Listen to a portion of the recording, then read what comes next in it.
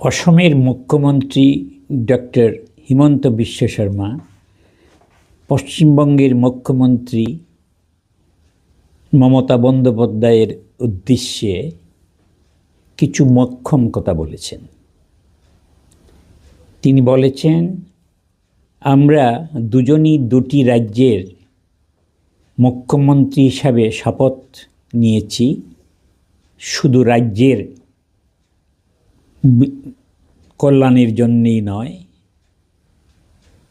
রাষ্ট্রের সংহতি ও নিরাপত্তা রক্ষার দায়িত্ব আমাদের রয়েছে। আসাম এবং পশ্চিমবঙ্গ দুটি রাজ্যই অনুপ্রবেশকারী দেশদ্রোহীদের আগ্রাসনে বিপর্যস্ত। আমরা কে কীভাবে ওদের মোকাবিলা করছি, জনগণ তার লক্ষ্য রাখছেন।